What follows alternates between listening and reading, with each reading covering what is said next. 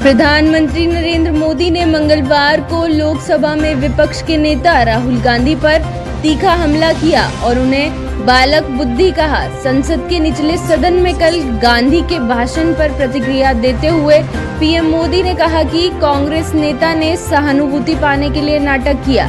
PM Modi ने कहा, बालक बुद्धि रो रही है, इस व्यक्ति ने मुझे मारा, उस व्यक्ति ने मुझे मारा, मुझे यहाँ मारा गया, मुझे वहाँ मारा गया।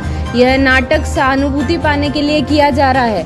पीएम मोदी ने कहा, बच्चे जैसी सोच वाले व्यक्ति को नहीं पता होता कि क्या बोलना है और कैसे व्यवहार करना है। वह कभी कभी लोकसभा के अंदर आंख मारते हैं। देश अब उन्हें अच्छी तरह से जान चुका है। पूरा देश अब उनसे कह रहा है, तुमसे ना हो पाएगा।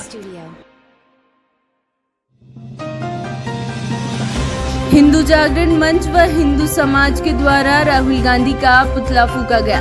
नेता प्रतिपक्ष राहुल गांधी के द्वारा देश की संसद में हिंदू समाज के लिए जिन शब्दों का इस्तेमाल किया गया, उसके विरोध में भिलवाड़ा के सूचना केंद्र पर हिंदू जागरण मंच व समस्त हिंदू समाज द्वारा राहुल गांधी का पुतला फूंका गया। हिंदू जन जागरण मंच के पदाधिकारी सुबोध बाहेती ने क्या कुछ कहा, सुनिए। देश की संसद में देश के नेता प्रतिपक्ष राहुल खान द्वारा जो हिंदू समाज के लिए शब्द काम में लिए गए, उसकी हिंदू जागरण मंच एवं समस्त हिंदू समाज कड़े शब्दों में निंदा करता है तथा लोकसभा अध्यक्ष हमारे माननीय ओम जी बिरला साहब से मांग करता है कि ऐसे व्यक्ति की लोकसभा से सदस्यता समाप्त करनी चाहिए और उन्हें 6 साल के लिए प्रतिबंधित करना चाहिए कि वो दोबारा सांसद न बन सके।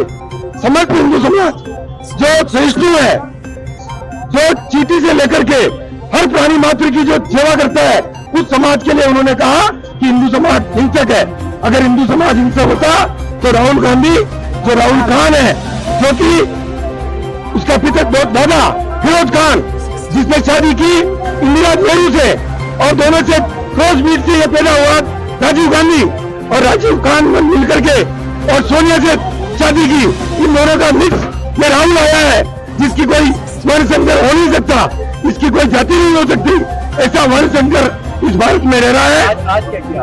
आज हमने उसके विरोध में उसका पुतला फूंका है। हिंदू समाज में बहुत आक्रोश है और राहुल खान का पुतला फूंक करके हमने पूरे देश में, हिंदू समाज में एक संदेश दिया है कि इस तरह की अगर भाषा दोबारा बोली गई तो हम केवल पुतला ही नहीं फूकेंगे, राहुल खान को सड़कों पर निपटेंगे। हिंदू समाज किसी भी हमारे समाज के लिए, हिंदू धर्म के लिए कोई भी अपमान भरे शब्दों का काम में लेगा तो उसके साथ हम सख्ती से निपटेंगे, सड़कों पर निपटेंगे। ये हिंदू जागरण मंच की ओर से चेतावनी है। सुभाष राय जी, हिंदू जागरण मंच कार्यकारी सदस्य। संसद में राष्ट्रपति के अभिभाषण में मणिपुर संकट को जगह नहीं मिलने के कुछ दिनों बाद नवनिर्वाचित इनर मणिपुर सांसद ई बिमोल अकोइजाम ने सोमवार देर रात भाजपा के नेतृत्व वाली एनडीए सरकार पर इस संघर्षग्रस्त राज्य की अनदेखी करने का आरोप लगाया। विपक्ष के नेता राहुल गांधी के भाषण को लेकर व्यवधान से गिरे दिन के बाद आधी रात के आसपास लोकसभा को संबोधित करते हुए अकोइजाम ने कहा, क्या यह चुप्पी पूर्वोत्तर और विशेष रूप से मणिपुर के लोगों को यह संदेश दे रही है कि भारतीय राज्य की योजनाओं में उनका कोई महत्व नहीं है। 27 जून को संसद में राष्ट्रपति द्रौपदी मुर्मू के अभिभाषण में मणिपुर संकट का जिक्र न होने की ओर सदस्यों का ध्यान आकर्षित करते हुए इनर मणिपुर के सांसद ने कहा, यह कोई साधारण अनुपस्थिति नहीं है, यह राष्ट्र चेतना की याद दिलाता है जो लोगों को बाहर रखती है। आपको यह समझना चाहिए कि पिछले 1 साल से 60,000 से ज्यादा लोग दयनीय परिस्थितियों में राहत शिविरों में रह रहे हैं। 60,000 लोगों का बेघर होना कोई मजाक नहीं है। 200 से ज्यादा लोग मारे गए हैं। यहाँ गृह युद्ध जैसी स्थिति है जहाँ लोग हथियारों से लैस होकर इधर उधर घूम रहे हैं और एक दूसरे से लड़ रहे हैं, अपने गांवों की रक्षा कर रहे हैं और भारतीय राज्य 1 साल से इस त्रासदी का मुख्य दर्शक बना हुआ है। वेतनभोगी वर्ग वित्त वर्ष 2025 के पूर्ण बजट पर करीब से नजर रखेगा, जिसे वित्त मंत्री निर्मला सीतारमण इस महीने के अंत में पेश करेंगी। उन्हें बढ़ती जीवन लागत के बीच कर में छूट मिलने की उम्मीद है।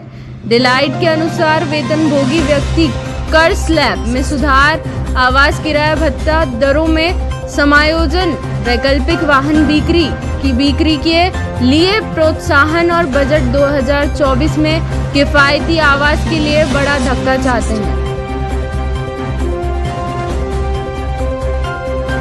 यूपी हाथरस में मची भगदड़, सत्संग में 122 लोगों की मौत, दम घुटना मुख्य कारण। पीएम ने जताया शोक। उत्तर प्रदेश के हाथरस के फुलराई गांव में सत्संग के समापन के दौरान मची भगदड़ में 122 से अधिक लोगों की मौत हो गई है। सत्संग एक हिंदू धार्मिक समागम है जो आमतौर पर रात भर चलता है।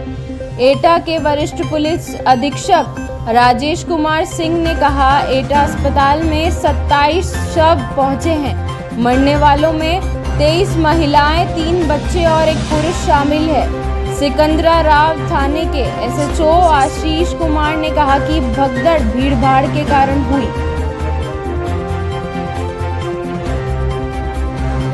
अखिलेश यादव ने ईवीएम या इलेक्ट्रॉनिक वोटिंग मशीनों के प्रति अपने अविश्वास को रेखांकित करते हुए कहा कि अगर वे उत्तर प्रदेश की सभी 80 लोकसभा सीट जीत भी लेते तो भी वे अपनी राय बदलने को तैयार नहीं हैं।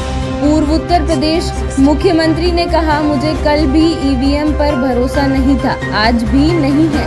अगर मैं उत्तर प्रदेश की सभी 80 सीटें जीत भी जाऊं तो भी मैं ईवीएम पर भरोसा नहीं करूंगा। यह हमेशा एक मुद्दा रहेगा। हम इस पर अड़े रहेंगे। हम अगर ईवीएम से जीत भी जाते हैं तो भी हम इसे हटा देंगे।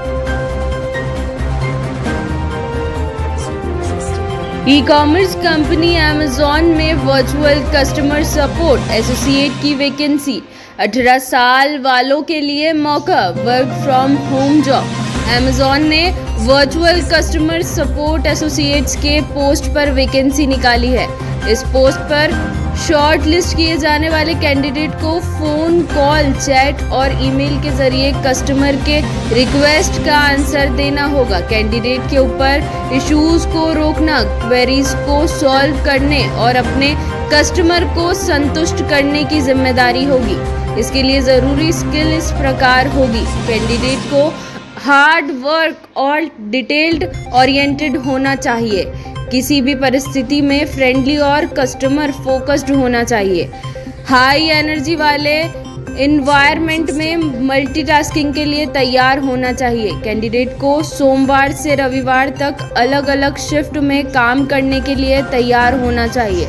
ज़रूरी योग्यता, कैंडिडेट को कम से कम 18 साल का होना चाहिए। भारत में काम करने का अधिकार होना चाहिए।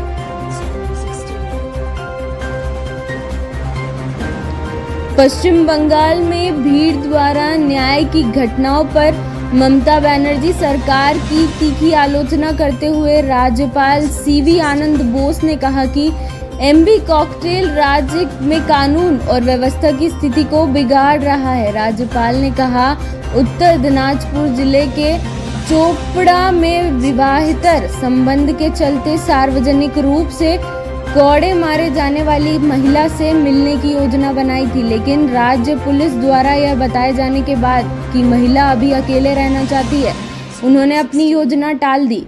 मुझे बताया गया कि पीड़िता स्पष्ट रूप से अकेले रहना चाहती है। मैं उनकी भावनाओं की कद्र करता हूँ। पीड़िता जब चाहे मुझसे मिल सकती हैं। वह राजभवन भी आ सकती हैं या मैं भी आ सकता हूँ। फिलहाल उन्होंने अपने रद्द दौरे के बारे में पूछे जाने पर मीडिया से कहा। इसके बाद राज्यपाल ने कहा कि उन्होंने हाल ही में हिंसा के कई पीड़ितों से मुलाकात की है। राज्य सरकार की तीखी आलोचना करते हुए उन्होंने कहा, मेरी चर्चाओं और मुझसे मिलने वाली पीड़िताओं आपको अनुभव साझा करने से मुझे यह एहसास हुआ कि मुख्यमंत्री ममता बनर्जी का बंगाल महिलाओं के रहने के लिए सुरक्षित जगह नहीं है। डोनाल्ड ट्रंप ने कहा, अमेरिका की प्रेसिडेंशियल डिबेट में दावा किया था कि अगर वह राष्ट्रपति बने तो 24 घंटे के अंदर ही रूस यूक्रेन जंग को खत्म कर देंगे। अब रूस ने इस पर जवाब दिया है। संयुक्त राष्ट्र में रूस के राजदूत वासिली नेबेजिया ने कहा कि ट्रंप ऐसे नहीं कर सकते। नेबेजिया ने कहा कि जंग अप्रैल 2022 में ही खत्म हो सकती थी। पश्चिमी देशों ने तब ऐसा नहीं होने दिया। वे चाहते थे कि हम लड़ते रहें। जेलेंस्की की अलग अलग पीस समिट से भाग ले रहे हैं। यह पीस समिति एक मजाक है।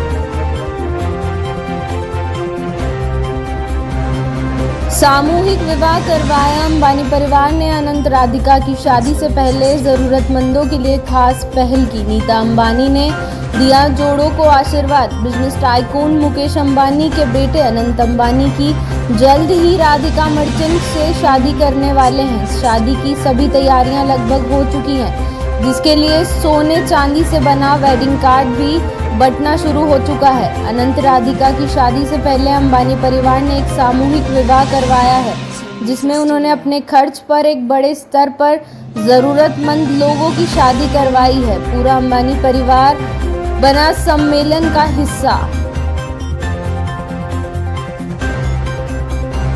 यूपीएससी सिविल सेवा परीक्षा 2024 का लक्ष्य विभिन्न केंद्रीय सरकारी सेवाओं और विभागों में कुल 1056 नियुक्तियों को भरना है।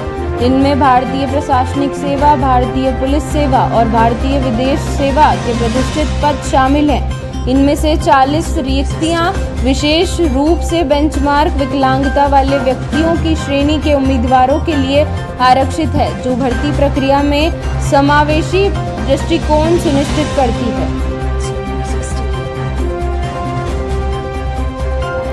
ओडिशा के मुख्यमंत्री मोहन चरण मांझी ने आज घोषणा की कि आगामी 7 और 8 जुलाई को होने वाली रथ यात्रा के लिए 2 दिवसीय अवकाश की घोषणा, जो 53 वर्षों के बाद एक विशेष अवसर है।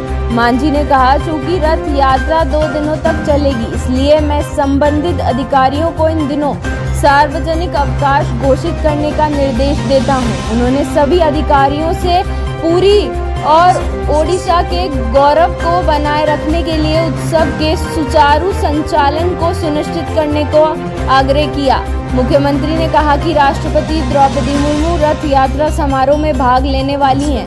उनके 6 जुलाई की शाम को पुरी पहुंचने और 7 जुलाई को उत्सव और रथ खींचने में भाग लेने की संभावना है। 22 जून को केंद्रीय स्वास्थ्य मंत्रालय ने 23 जून को होने वाली नीट पीजी परीक्षा प्रवेश स्थगित कर दी थी। सूत्रों ने कहा कि नीट पीजी 2024 अगस्त के मध्य में आयोजित होने की संभावना है।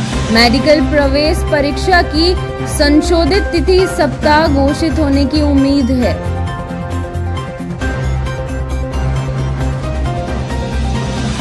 भारतीय मौसम विभाग के अनुसार दक्षिण पश्चिम मानसून की धारा ने मंगलवार तक पूरे देश को कवर कर लिया है, जो जून में धीमी प्रगति के बावजूद निर्धारित समय से 6 दिन पहले है। आईएमडी के आंकड़ों के अनुसार यह विकास किसानों के लिए एक स्वागत योग्य राहत हो सकता है। भले ही जून से सितंबर के मौसम के लिए मानसून की बारिश अभी तक सामान्य से 5% कम है। आमतौर पर वार्षिक बारिश 1 जून के आसपास केरल तट पर आती है और फिर 8 जुलाई तक पूरे देश को कवर करने के लिए अंतर्देशीय आगे बढ़ती है। इस साल मानसून की गति उल्लेखनीय रूप से तेज रही।